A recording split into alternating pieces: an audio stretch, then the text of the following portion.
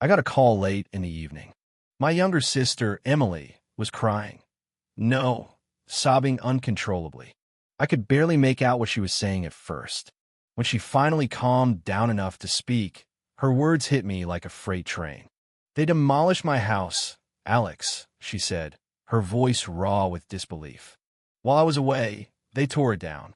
I gripped my phone tighter. What do you mean they demolished your house? Who did? The HOA, Emily whispered, as if saying it out loud made it more real. Pine the coin. I was only gone for 4 days on a business trip in Chicago. I came back, and everything's gone. I didn't waste a second.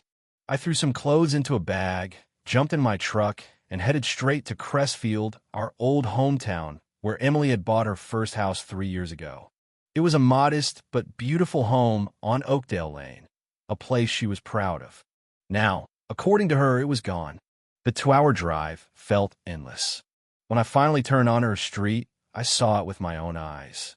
Where her house once stood was nothing but wreckage, splintered wood, shattered glass, and broken memories scattered like trash.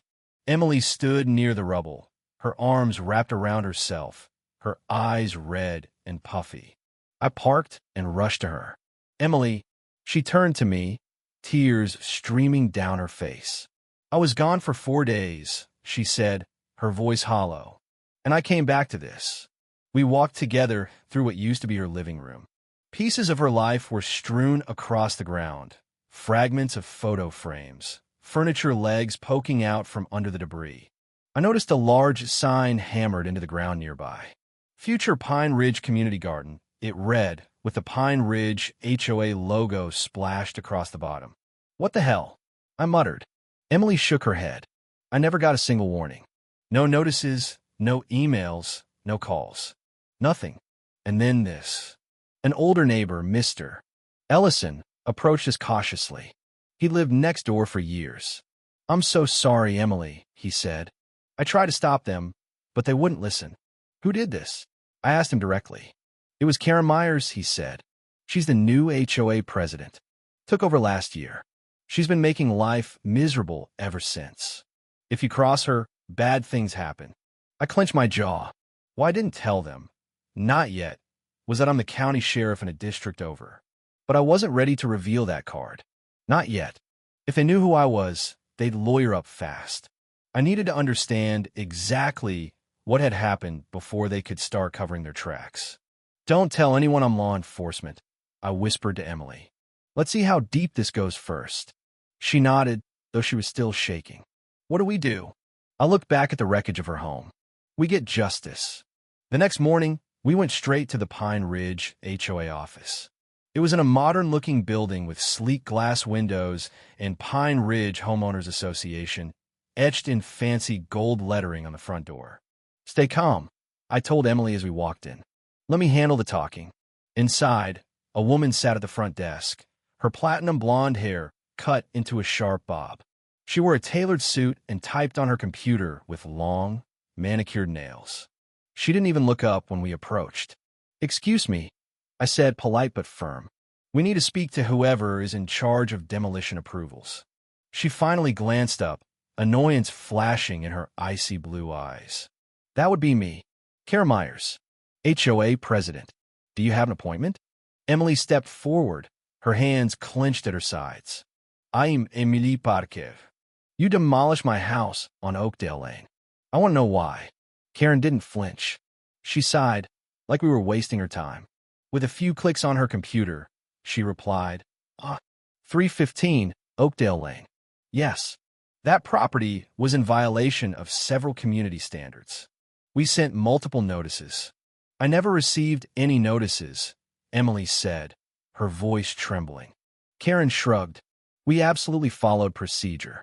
Section 9, paragraph 3 of our agreement gives us the authority to take corrective action after repeated violations. Corrective action? I said.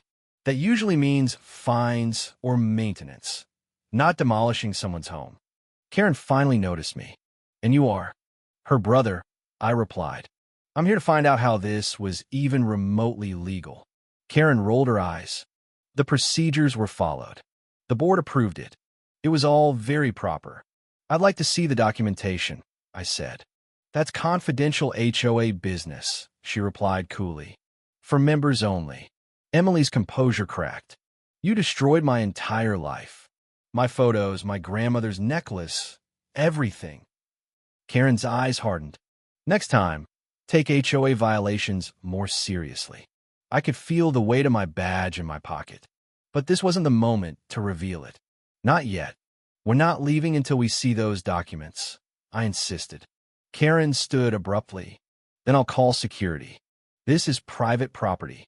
I put a steadying hand on Emily's shoulder. We'll leave. For now. As we walked out, Karen called after us. The community garden will be a lovely addition. Much better than that eyesore. In the car, Emily cried again. How could she get away with this? She won't, I said, starting the engine. I promise you. Back in my temporary motel room, I got to work. First, I called Linda in the city records department. Hey, Linda, it's Sheriff Alex Parker. I need a favor. Of course, she replied. Can you check if any demolition permits were issued for 315 Oakdale Lane? She put me on hold for a minute.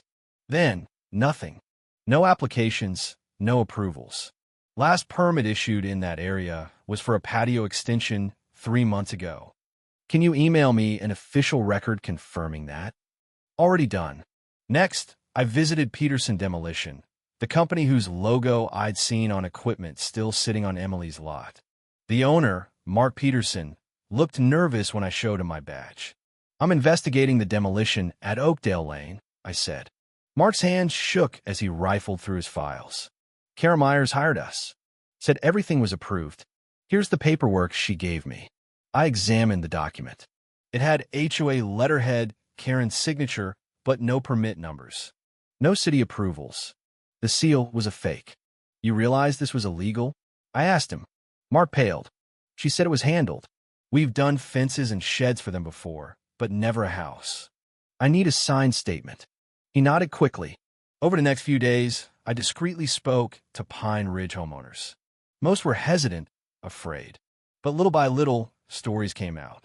Karen fined an elderly couple, the Walkers, $750 for having a wreath on their door in March. Another neighbor, Mrs. Patel, had been harassed over Diwali decorations. One man had his kid's treehouse torn down for being unsightly. I compiled everything, statements, the illegal demolition order, city records, and Mark Peterson's testimony. Then I called James Miller, the county attorney. James, we got a situation. After hearing everything, James said, this is criminal. Property destruction, fraud, and the HOA could be liable for serious damages. Good, I said. Let's do this by the book. But I wasn't done yet. I needed to know who on the HOA board was complicit. There were 6 members, including Karen. I met them one by one. Robert Chung, a banker, admitted Karen had bypassed a full vote. Maria Lopez, a florist, told me Karen had blackmailed her with information about her son. Bill Sanders insisted everything was legal, but I could tell he was just parroting Karen's lines. Others had similar stories, threats, coercion, manipulation. We had them. At the next HOA meeting, I requested time on the agenda. I wanted this to be public. I also tipped off Dave Watson, a local journalist.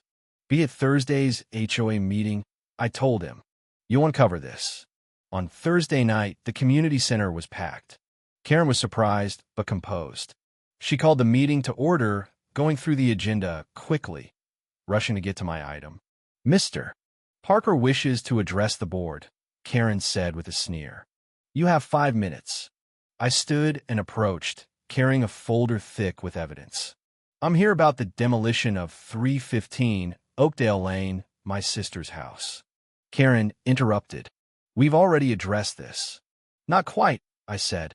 I have an official statement from the city confirming no permits were issued, and a sworn affidavit from Peterson Demolition stating you lied about approvals. The room went silent. And you held an emergency board meeting without proper quorum, I added. Maria Lopez. Care to confirm? Maria stood. He's right. Karen threatened me. I was scared. Gasps rippled through the crowd. Karen's mask cracked. This is ridiculous. I pulled out my badge. I am Sheriff Alex Parkev. And you, Karen Myers, are under investigation for fraud, destruction of property, and abuse of power. The room exploded in whispers. Karen tried to flee. This meeting is over. No, I said. You're not going anywhere. Two uniformed deputies stepped inside. Over the next few weeks, the legal system took over. Karen was arrested. She faced multiple felony charges. The HOA was sued for damages. Karen's empire crumbled overnight. Emily rebuilt her home, with help from neighbors who came together to raise funds and offer support. Karen? She took a plea deal. 18 months in prison, plus restitution. $250,000 to Emily. The Pine Ridge HOA was reformed, with new leadership and strict oversight. The Parker Rule was instituted. No more unchecked power. Months later, as Emily and I sat on our new porch, she said, "You know, I'm almost glad this happened." I raised an eyebrow. How's that? It brought this community together, and it showed everyone that no one's untouchable. I smiled, especially not when they mess with the wrong house. And for the record, Karen now spent her weekends tending the very community garden she once destroyed a home for. Life has a funny way of delivering justice.